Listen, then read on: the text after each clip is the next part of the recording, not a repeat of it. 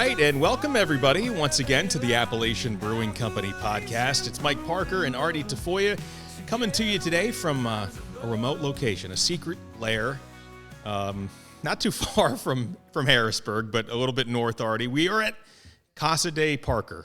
Casa de Parker, yep. Welcome, my friend. Hey, man, this is a beautiful room you have here with your bar, and we could have a hell of a party here. Yeah, we got some parties going on, and Artie, the one-man party, is always welcome. That's right. So, that's right. No, it's funny. We were talking last time we were together. We were right before Thanksgiving, and now we're right before Christmas. So we said we're going to come back.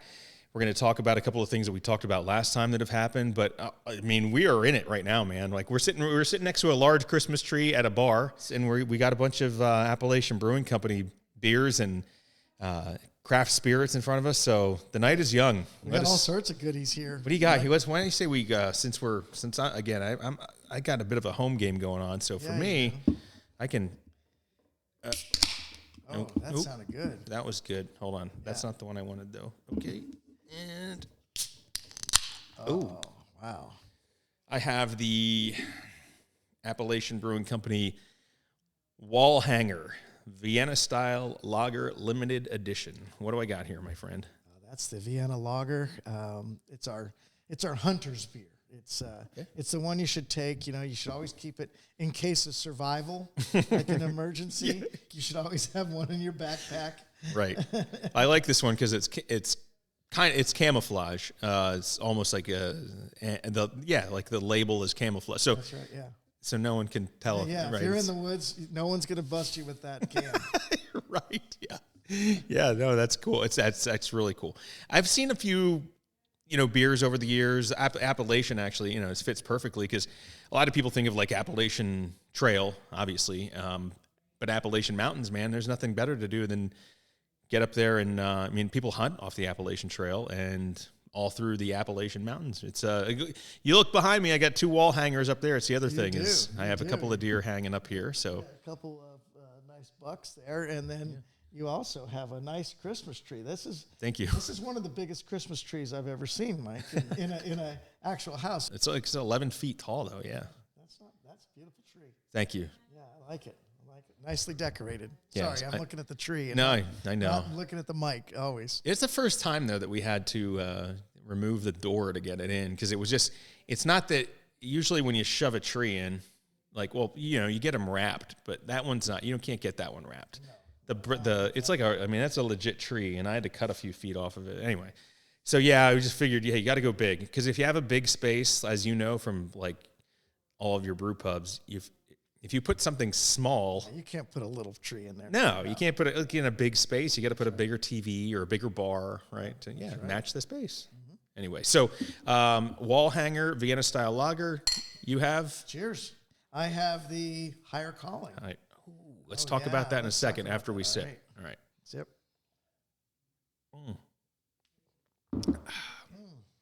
Oh, that's good. That was good. That's I love me an IPA, Mike. Yeah. Yeah. So the Higher Calling beer, just to talk about that for a minute. So about the hurricane that went through North Carolina, came up through Florida and went through North Carolina and dropped like 10 inches of there you go. Of rain there in about I don't know how many hours. It was probably really quick. Yeah, really quick. Well, a lot of the breweries in that area lost a lot. Some of them were decimated, were above the roof water, and some had a couple feet. Some their brewing systems were floating down the road. Oh my gosh! So it's just a little crazy. But the Dissolver Brewery out of Asheville put together this beer. It's called Higher Calling. We talked about it in the last podcast. With the song. You hadn't quite launched it. That's right. Right. The beer. It was still okay. Gotcha. Yeah, it was brewed. It just it wasn't released yet. So we actually released this last week. I think it was last week or just the end of the previous week. And this is the profits from this beer go towards the rebuilding the Western North Carolina beer community, which was really devastated. A lot of the brewers were really devastated due to the hurricane there. So we're proud to be a part of this project. I think there are in the United States about 20 total breweries that did this beer and joined in this collaborative event. And we're happy that not only can we, but our customers can be a part of this beer and also help these brewers out. And I think if there's any money left over, certainly there's a lot of people that need help as well. So the way that it works, so if I'm reading the label here, and it's got the Appalachian Brewing Company, logo on the side, over here it says higher calling, hazy India Pale Ale. It describes what you just said about the profits going towards, rebuilding the beer community in Western North Carolina. Then it says it's a project of Dissolver Brewing Company from Asheville. So how did that work? Did they send you essentially the recipe? Yes. Okay. Yeah. So basically, it's a base recipe for a hazy IPA. Mm-hmm. What they do is they had a deal with a maltster to provide malt for the beer. They had a deal with a hop provider to provide the hops. I think they had somebody for the yeast, but we used our yeast for this. Mm-hmm. We were able to keep our costs down, so more money from the sales of this will go directly to the brewers and the fund that Dissolver set up. So how do you? I'm going to take my first sip. How do you think it turned out? I think it's great. It's that is good. Isn't that nice? That is really good. Yeah, there's it's a classic hazy IPA. Yep. The hop blend is nothing extraordinary. No, it's not. It's not like just knocking me off my seat. It's delicious. It's citrusy with a little pine. All that balance in there. I think it was just one of those great recipes that you hope to have when you're drinking a hazy IPA. Awesome. So if you want to learn more about this one is around for a little while, basically until it runs out, right? You did like a couple. I don't know how many cases of it you did, or you pushed it around a few wholesalers that might have picked it up, but. Buy it at the brewery, on tap, in cans. You can get it on tap at the bar, at the restaurants. You can get it with dinner. You can also, we have sold kegs and cases, so you can pick up a 4-pack. That's probably one of the better ways to support it, because then you have a great beer to have at home. Yeah, and the proceeds from that sale go to these brewers and to help out all those folks down in North Carolina. Very cool. All right, higher calling. Hazy IPA. We talked about it last time. Now it's launched. It's here. It's available. So get it while you can. It's a really good, again, like Artie said, perfect one to pick up and enjoy it. If you get a 4-pack, you can enjoy it 4 times. That's right. That's right. So I always love that. Yeah, don't tell your friends, though, because then you only get it 2 times. Yeah. Tell them to buy it. But if you get your own, you might want to hold on to it. It's pretty good stuff. All right, that's good. So Christmas time, oh my gosh, it's already here. It's going to come and go before we know it. I don't want it to go. I love the build up to Christmas is good. And the feeling, I don't know, as far as I don't think it makes, definitely not in your line of work or even mine. I don't think it makes things any less busy. It adds an excitement though. It gives, there's always something there. You're always thinking about like, do I have something this weekend, or is there we had a little party at our workplace last week. That's pretty non-typical. You know what I mean? I don't see everybody in one place, too often. I get family coming over this weekend. That's exciting. You and Carrie came over for dinner tonight, and that was very good. Thank you. The chicken was made. It was perfect. The salad that we brought was extraordinary. It was delectable. The best salad I've ever had. Thank you for that. Yes. No. But just getting together with people and enjoying a couple of beverages always enhances the thing.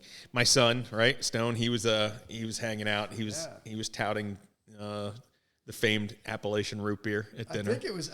I felt like I was. It was a job interview for him in 20 years or something.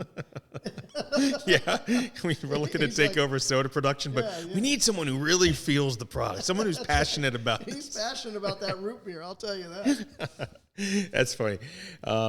You know what I mean? So what do you got going on? I know that for me, it's going to be pretty typical stuff. It's just a matter of being the host for a few parties.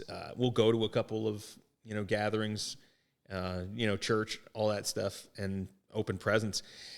I just look forward to it so much, and I don't want it to go away. So, what about you, man? What's going on? So, yeah, same thing. I mean, we're looking forward to having the girls at home. So that's exciting. And how old are your girls now, your daughters? Well, right now they're 25 and 27. They'll be 26 and 28. It's unbelievable, next year in April. So I know, it's crazy. I mean, I see your kids growing up now. And yeah. When you're not around somebody else's kids, I think we've talked about this before, but when you're not around somebody else's kids, you think they stay the same size. That's certainly not the case. Yep. Your daughter is about almost 6 foot tall. She's pretty tall. Yeah. And a good volleyball player, I understand, so that's exciting. And but, you look forward to the holidays, and every weekend we'll start building up and spending more and more time with friends and family. I've been doing a lot of sales lately. I think you know that, and we've talked about it a little bit. But, over the holiday, nobody really wants to see a sales guy, right? They're in the peak of their business. They're hopefully all the work we did throughout the year is now paying dividends. Just like a retail store, they sell they sell like 10 times more during the holidays than they did the whole year. Yeah, well, that's why they call it Black Friday. It starts with Black Friday. For a lot of people, it means it took them that long, but then they get into the black, right? As opposed to in debt there. Now they start to make some money on Black Friday. They get into from the red to the black. Yeah. So when you show up, instead of asking them for something, you're probably more or less thanking them for something, right? Is that kind of the way the approach? I think this time of the year, we can try to place some product here right at the end of the year for the holidays. But most everybody has sort of got what they know their plan, they know where they're going right now, and they're right now just in it, trying to maximize this time of year for their business, and so a lot of times we'll be taking around some gifts and. Just again, like you said, thanking them for having us on tap, having us in their stores, whatever, however we can work together. We're just happy to be a part of their business. I've been out on a few sales calls over the years with the company, and you go around and it's like if Pennsylvania's a little bit different now because for so long it was beer distributors only. Now there's beer in so many other places. I mean, there's beer in convenience stores, and there's beer in grocery stores, but and also you since you're selling you could get it, you can be in restaurants or other bars and things like that with your product too. But what's the place like when you go? I don't know, when you go into like a beer distributor, right? Because that's where I still think most people are like, I'm going to go buy a 30 pack right now, something that I really like. Especially for the holidays, what do? You go in and you what if you know that you get to know the owner, or like you just or do you just meet the guy who's at the register? And does it depend? Is it situational? It's situational. You walk in and you may know the person and known them for years, depending on how long you've been working with them. Yeah. And it could be the buyer, or it certainly could be the gentleman who works, or the gal who works at the front. We try to. The beer business is a friendly business, right? Yeah. And they do see a lot of reps, so you do see that they are, hey, I'm busy. Right. How many more beer reps can I see today, right? And I feel bad for them in that case. Being a restaurateur, I remember salespeople coming in all the time, and it was like, I'm just trying to operate a business here. Yeah, sometimes you just, and I get those calls too, like in marketing and stuff, where it's just like, look, I don't need another person to tell me how to analyze my website today. And unfortunately they probably have a good product, but I just don't have time for you right now. That's right. It's hard. And, you feel bad for them because they're out trying to do the same thing we're doing. They're trying to sell. Yeah. And, so I think the key is in our business is just two things. One is be their friend, be there when they need you, and don't ever let them down. Mm-hmm. Go that extra mile. If you go the extra mile, then they appreciate it, and then they remember you when they're hey, you know what? I've been trying to find this one beer. Let me see what Appalachian has. I'm sure they have something good that we could fit in for that slot or whatever. And so we get that all earns your business. I do think though too. I mean, as a customer, I bounce around to maybe 2 or 3 different, other than buying from the brewery directly, but like I bounce around to like 2 or 3 different places. And I can tell you, like one place I go in there, I go in there knowing what I want because I know that I'm not going to get much conversation from the guy at the counter. It might lead me in a direction if I ask for something.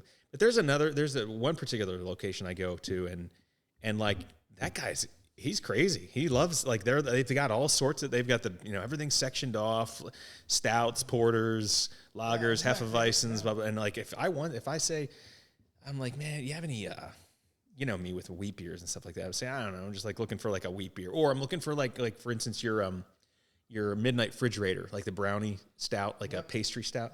I would, that guy would take me back there and like, it was I just made his day. And where he gets a lot of that knowledge is not just because he works there, but from people like you coming in and probably teaching him about the beers too. Sure. Yeah. I mean, a lot of our customers are very knowledgeable about the beer. Some of them aren't as knowledgeable either. We have many customers who sometimes we'll bring samples to a customer so they can try it and they can see sort of what it is and describe it and everything. But you wouldn't believe how many people in the beer business don't drink. Really? Yeah, a lot of the owners of beer distributors and sometimes restaurant owners as well. They just drinking's not for everybody, Mike. Well, that's true. And so for a variety of reasons, I guess. Yeah. And I think in some cases, they just don't imbibe. I mean, they may drink soda or they may drink coffee, but they may not drink beer. They may not, they may only drink wine. Mm-hmm. You never know. It must be kind of weird though, isn't it? You're selling the product that you don't use in a way, but there are people that are just business people and not necessarily into the product. I think it's harder to know the details of the product, but you can still study and understand what it is. But I think sometimes having that in your, in the beer in your mouth and tasting all the different aspects of it can certainly help you to describe it to somebody else if you're looking to do that. But then again, you can see anything on the internet and read anything you need to, even from our website, to get a good idea of what anything tastes like. I still don't think it's valuable when you walk in and if you're looking for something and they don't have it, for someone to be able to tell you, well, here's, we don't have that particular product, but we do have this one. And this is close to that, and then try this. And then maybe next time you come in, I'll put one aside for you. You know what I mean? Like, anyway, so that's cool. I always like that. There's various relationships that you have with the people that you're buying beer from Woody the bartender, from Cheers that you see every day and knows your name, right? And what you want, to just the guy at the gas station who's, he's happy to sell you the 6-pack, to maybe the guy who's knowledgeable. He's a little bit of a geek at the distributor who's into the craft stuff. So anyway, it's changed a lot in the marketplace for us because we used to spend a lot of time at beer distributors and restaurants, and now we're having to work with grocery, and convenience stores as well. So it's the whole market's changed a little bit with some of the laws that have changed more recently, but we still spend a good amount of time, probably still a majority of our time with beer distributors. Gotcha. And still, I mean, as far as I'm concerned, it's a place that specializes in one thing can usually be a little bit better about it. But certainly, the grocery stores can be more convenient if you're already there buying groceries. Yeah, it's another place to buy it without having to take something to your car, get out in the cold again at this time of year, go into another store. Yeah, I get you. Well, that's how it used to be. And remember, you could only buy cases. And quantities, right. Quantities are so much better now, being able to buy a 4-pack. Oh, my gosh. That's why growlers were so great. Growlers were awesome, because that's like the original 4-pack almost, really. I mean, it's like might be 4 in there, about that. The growler and crowler business is pretty much dried up. Just with canned beer, it's sort of it was weird. With bottled beer, it never was, but with canned beer, it's sort of gotten to where people aren't really doing the crowlers as much anymore. Yeah, and they're doing more. Someone's just buying four cans maybe instead of getting a crowler. Gotcha. Well, a lot of beer talk, and that's good because it's a beer podcast. Essentially, that's where we start all the time. We always start by cracking a beer. But I see there's another bottle in front of me, and I'm really, really tempted to take a sip of it now. But we're gonna do it when we come back after the break. This is the Appalachian Craft Spirits line, and this is the one that we talked about. This is some of the stuff that you've been messing with up in the barrel room. So when we come back, we're gonna take a look at one of these special coveted cash experimental series from Appalachian Spirits, and we'll tell you exactly what it is. I'll just give you one little hint. But if I call you honey, that's kind of weird, isn't it? So, okay. All right. We'll be right back on the Appalachian Brewing Company podcast. Appalachian Brewing Love. Together we rise above. Higher calling.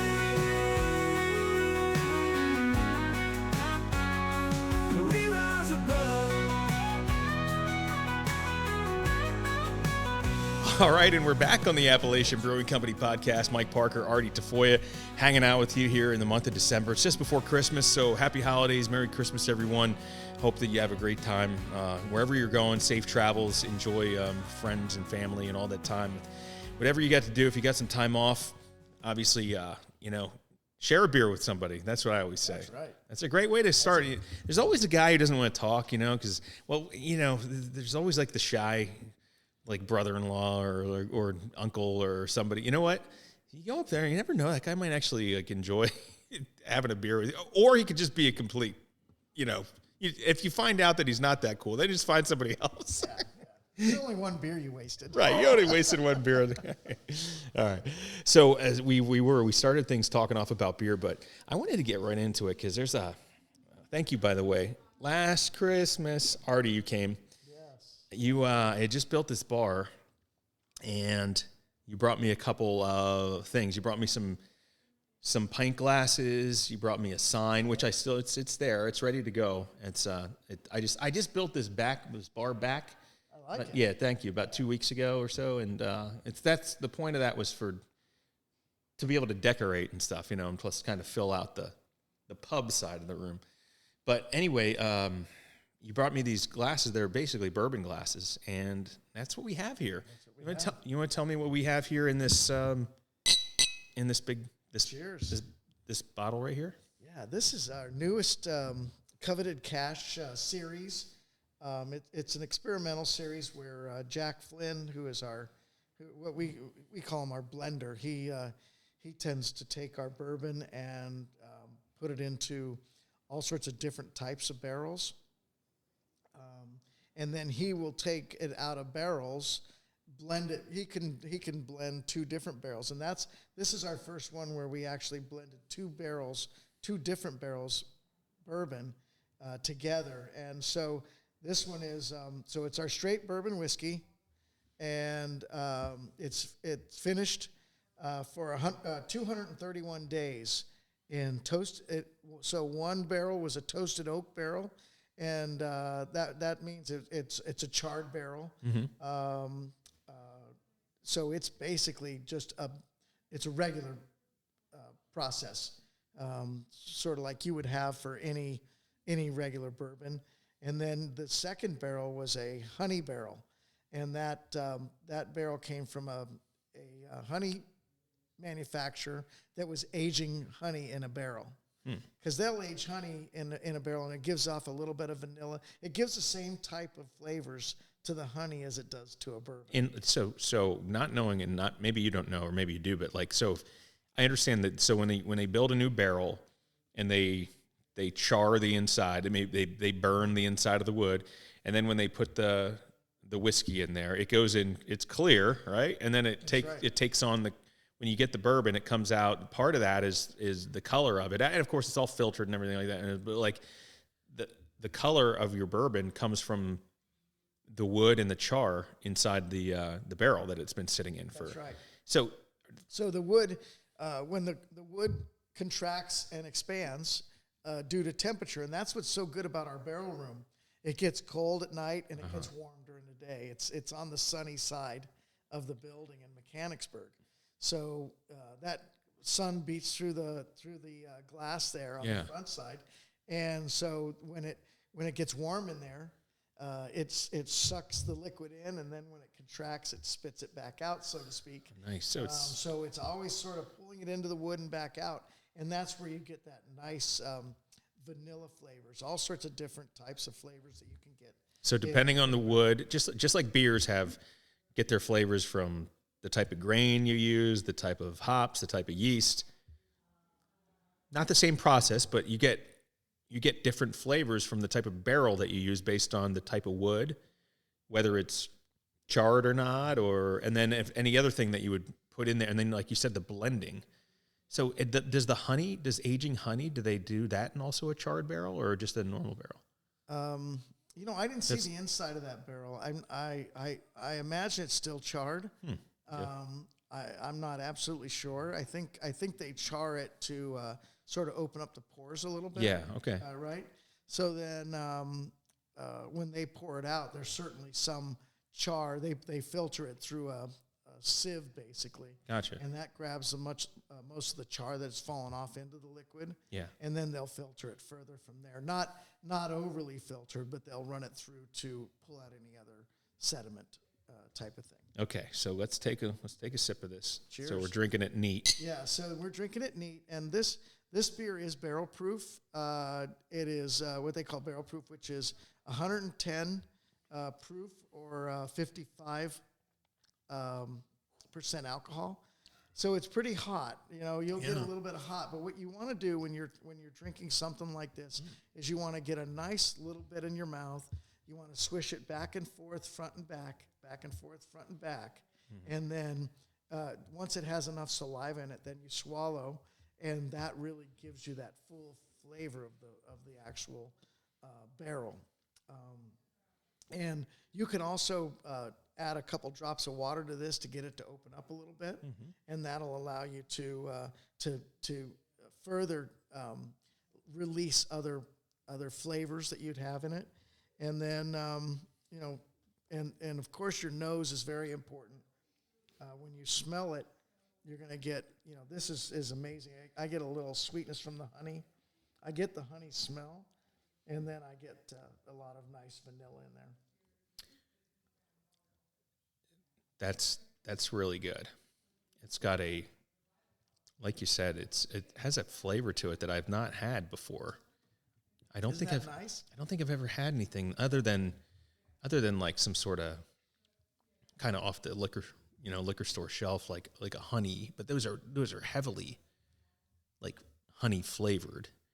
They're like almost sweet, like it's almost, you know what I mean, like that designed to be like you could pour that over. Yeah, well, like they make American honey, like whiskeys, but I think they actually add honey to those. Yeah, they're really sweet. This is different. Like this is sugar, but this is in a honey barrel, and it gives off the flavor from the honey, but it doesn't. There's no sweetness there, of course, because we're not adding any. We're not fortifying. Oh yeah, this is. I mean, if this is the so here's the question. So this is the.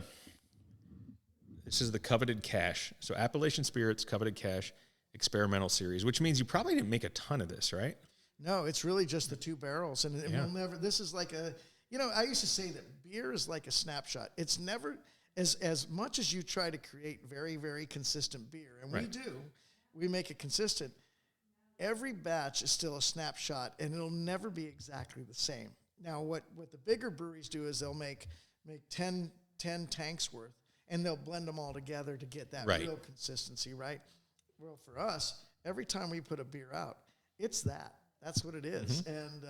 And if we didn't hit everything perfectly, which we try to do, it could change the flavor slightly in one way or the other, the body. Yeah, just based on variation in ingredients. That's right. Variation ingredients from year to year. Right, from year to year. Because just like anybody who has, we were talking earlier, I have a pear tree on my property, and like, isn't it something like those pears are, 4 out of 5 years, I get a ton of pears, more than I can handle. And the deer eat most of them, walking through and then 1 year I don't have pears on that tree or a few. Yeah. And imagine if that was the main ingredient in one of my products that I was selling, and then I'd have to find something to replace it with, which means I could get pretty close, but it's not going to be the same. I couldn't look you in the eye and tell you it was the same pears, right? Yeah, that's interesting.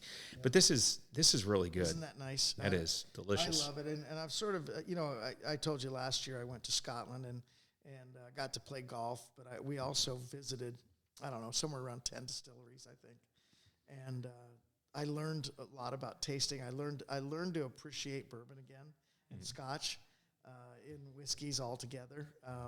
So it's been a nice sort of a thing to, now instead of drinking a beer, maybe I will have just a small glass of some bourbon before I go to bed. So when we say this is like basic stuff, and I don't know how to, but when we say we're drinking whiskey neat, that means it's just right out of the bottle, warm in a glass.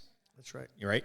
Yep. Then if you wanted to put a little bit of ice in it, it would be on the rocks. It's either up.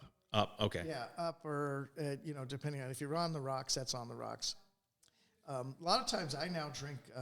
I'll drink a bourbon now. Maybe not one this nice, but I will drink our regular bourbon with soda on ice. Yeah, it's much more refreshing. It blends it down so you're not drinking such a high. I mean, like a Jack and Coke, right? Like, I mean, essentially that's, but with a craft spirit, I just right? use club soda, yeah. And club soda. So not like a cola. No, not cola. Okay, so forget what I just said. So just club soda. And you can also add a lime in. Is it diluted? So it dilutes it a little bit in a sense, and then a little fizz. Sure, certainly it's going to pull it down, because anytime you talk about proofing, so let's say we're 80 proof on our spirit, right, on our bourbon. Well, if you add half water to it, or even more than that, you're knocking your proof down, right? Yeah, right. By diluting it. Mm-hmm. And so instead of drinking an 80 proof liquor, you're actually proofing it down to where, it's only maybe a 15 to 20 proof in the drink itself. Right? Gotcha. Yeah, no, that makes sense. Now, the way that you put that makes perfect sense. I'm always looking at, like, what do you want to, like, another flavor to mix it with, as opposed to just proofing it down using water. But then the combination with a little bit of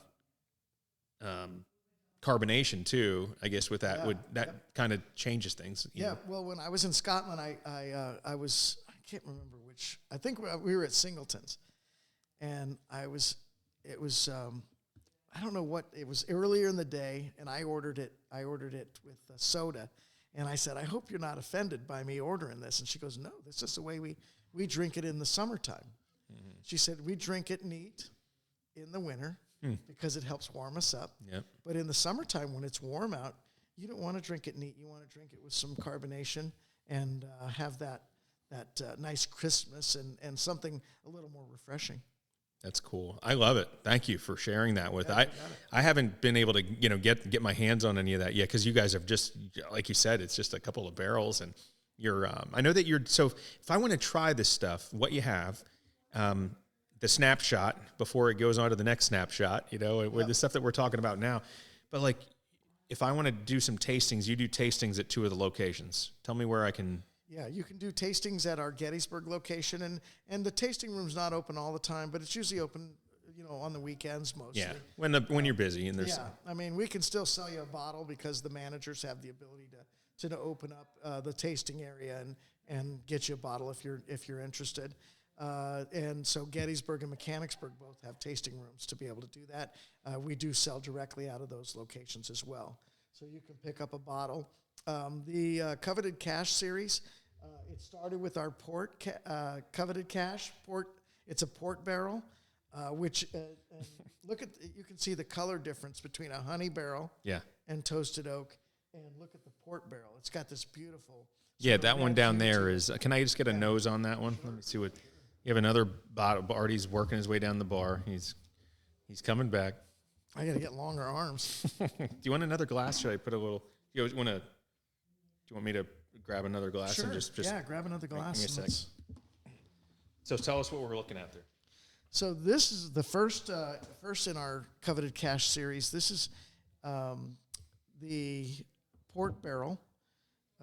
This one was, I don't remember the actual days on this. I think it was about 200 days in a port barrel. It has a whole different complexity to it, Mike. It's the same 5-year spirit. I think this that's not true. This was a 7-year. Do you want to? Sure, yeah. You tell me when. I'll just. This was a 7-year bourbon that we put 200. That's good. Thank you. About 200 days, somewhere around there, and boy, it has a beautiful red hue to it, doesn't it? Yeah. So this is the coveted cash. This is this Appalachian Spirits. Trying to be descriptive here so everybody knows what we're trying. So previously we did the Appalachian Spirits Coveted Cash Experimental Series, which is the straight bourbon whiskey finished in a toasted oak barrel and a honey barrel. So that was the blend. That's right. And now this is the one that I've seen before. This is the 7-year aged Coveted Cash. This is the straight bourbon whiskey finished in a port cask. So when he's talking about the color difference, what I'm looking at here is sort of I do drink bourbon, but I'm not a bourbonite, right? So, like, I'm looking at, if I was talking beer, the honey one is more colored like a. It's almost honey. Look, it's almost. Honey. It does look like the color of honey. Okay, so that makes sense. And then the other one is the port one. It's almost the color of port. It is. But like if you're familiar with ABC beers, it's almost like a Water Gap Wheat versus a Jolly Scott. Okay. Okay. All right. So let's try the port here. Cheers. Oh yeah, it smells just completely different. Yeah, it's totally different in the nose.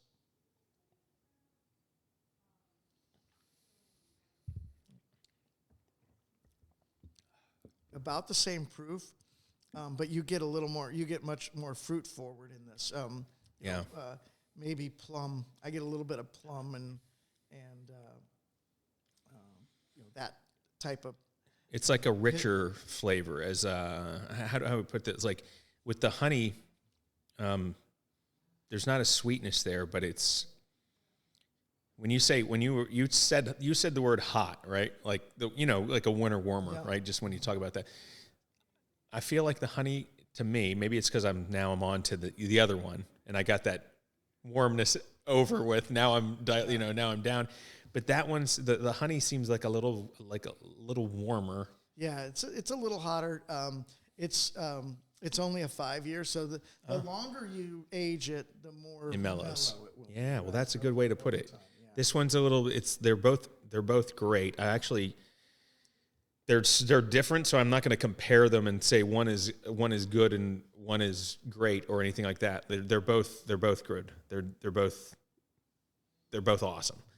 Different. They're not. They're different. Yeah. It's a different blend. It's cool. And if I would have brought our Amburana, we have one that we have a third one, and that one is in a Amburana wood, which is a Brazilian hardwood. Yep, we talked about that. Yeah, like the gingerbread notes. Gingerbread notes. So it's totally different. So it's amazing what we can do with the bourbon, and just by sitting it and aging it and adapting it. It's a good thing we started with the beer because no doubt. I can tell you, I'm just glad I started with a brewery and not a distillery, Mike, I don't know if I'd still be here. No, I'm actually. I mean, the port is.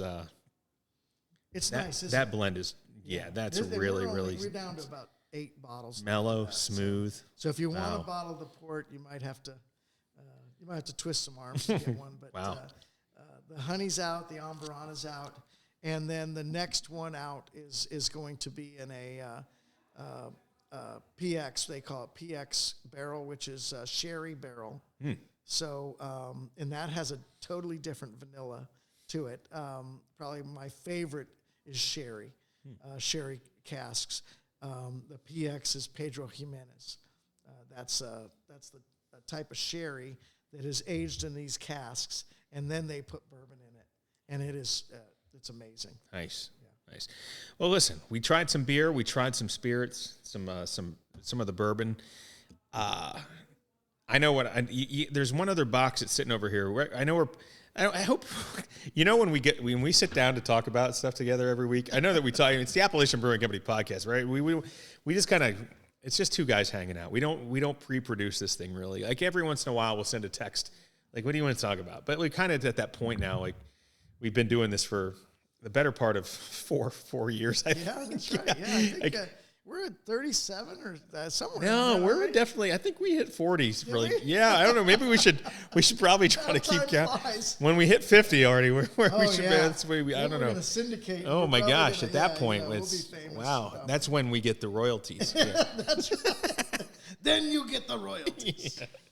But I was loving the box that you have here is kind of like the final. I have not seen this before, so for me, this is we talk about the new brand that you guys have, which is called Trinity Flavors, and that's like if you've listened to the podcast, we talk about it. We talked about the transfusion. These are the ready to drink RTD cocktails in a can.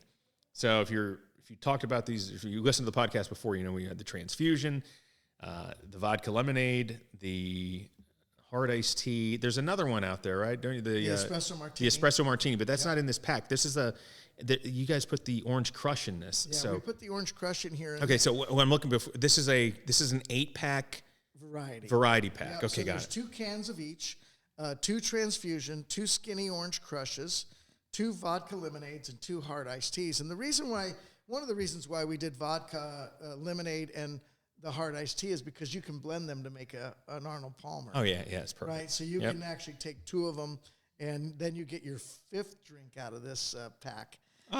Yeah. But we sell these in 8 packs. There's 3 8-packs to a case, and it's a great carry along if you're going to the beach or you're going. You can throw it in a backpack. It's small enough. Anytime. And if you're going to a party, certainly a great way to carry some Appalachian spirits and some Trinity flavor cocktails as well. Very cool. Yeah. All right. It's Well, really cool stuff. I can't wait. I would say that's like a stocking stuffer right there. That might be. Yeah, you'd have to have a nice size stocking, but yeah. Yeah, that's okay. Let's do it. Beautiful. No, I mean, like, this is great because we're right now we're talking about the warmth of a nice glass of bourbon, right? And then you talk. And this has taken me to like warmer temperatures right now. Because refreshing cold. Drink it cold, transfusion and orange crush. Oh man, make my day. Yeah, and the reason we did leave the espresso out of this 8-pack was it's 9% alcohol. Yeah. So to keep the price at a various or a moderate range, we left the espresso out. But you can buy the espresso separate in 4 packs. Cool. At most of your fine wine and good spirit stores. This pack is not in fine wine and good spirits yet. You have to get it from us or order it online. Okay. Yeah. All right. Well, for more information, for everything that we talked about here today, from the wall hanger Vienna style lager to the higher calling, which is the benefit beer for Western North Carolina after the hurricane they experienced. 2 great beers. Those are great beers. Get them while you got them. Everything else, I mean, I have some Hinterland Hefeweizen on tap here, Artie. So I know that you're still a little bit hanging around the brew pubs. That's the Oktoberfest batch, and it's still great. It's delicious. Yeah, it's delicious. Oh, I can't get enough of that. Yeah, Mike, and I'd like to just take this time to wish everybody a Merry Christmas. Yeah. I hope everybody has a chance to spend time with friends and family, and I certainly hope that our employees get a chance to celebrate the holiday with the people that they love. And I always thank them for the hard work that they give us every year. Whether it be the soda, whether it be a beer, whether it be some of our spirits or even these canned cocktails, or just even coming into one of our locations, we hope you let us serve you and let us be a part of your Christmas. All right. Well, you're always a part of mine, Artie. That's right. For many years, I've been taking beer to parties. That's right. So you can't get rid of me, Mike. No, and it's fantastic. I love it. I love the fact it's what bonded us for so many years, man. So it's great. I love having you here, having you here at the house, kids seeing you and Carrie. Your kids are great. Thank you. And Good job. it's I'm just flabbergasted by the portfolio of products that you have. I mean, I've always, you know me, I'm an ABC, I'm OG essentially, Yeah, you are. That's right. And One so of the original Mug Club members. pretty close. As soon as I turned 21, right. Yeah. But no, what's so cool is just to see how far you guys have expanded and the variety of products. And so, I talked to somebody who's not a beer guy. So what? You're a cocktail guy. Great. If you're into bourbon, I got something for you too. And not to mention a bunch of great places around Pennsylvania to go eat. So it's always a pleasure, Artie. I want to say Merry Christmas. This is a gift just to have, this getting together with you every month or so to record the podcast. I appreciate everybody who listens. And, for Artie, I want to say we'll raise a glass and cheers. Cheers. Safe, happy holidays. Merry Christmas, everybody. And we'll see you next time on the Appalachian Brewing Company podcast. Cheers. Cheers.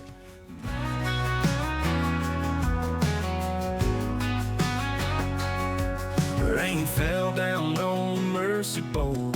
Homes in ruin, hearts turned cold. We're called to rise, stand up tall for those who lost it all.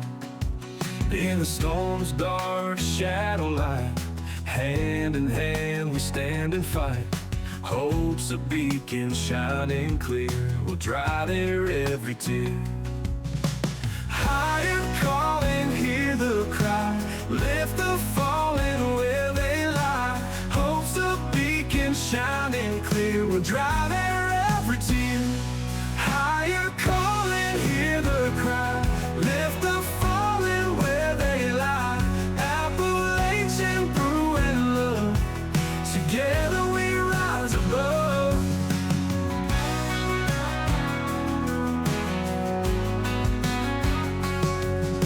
Mountains strong like hearts we heal, raise a glass and help them feel. North Carolina's pain we share, in unity we care. Nature's wrath can't break our chain, strength numb us through the pain. Every sip a helping hand, united we make a stand. Higher calling, hear the cry, lift the fallen where they lie. Appalachian brewing love, together we rise above. Higher calling, we rise above.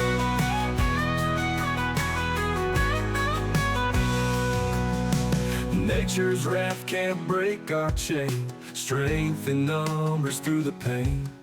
Every sip a helping hand, united we make a stand. Higher calling, hear the cry, lift the fallen where they lie. Appalachian brewing love, together we rise above. Higher calling, hear the cry, hear the cry, we rise above. Lift the fallen where they lie, where they lie. Appalachian brewing love, together we rise above. Mountains strong like hearts we heal, raise a glass and help them fill.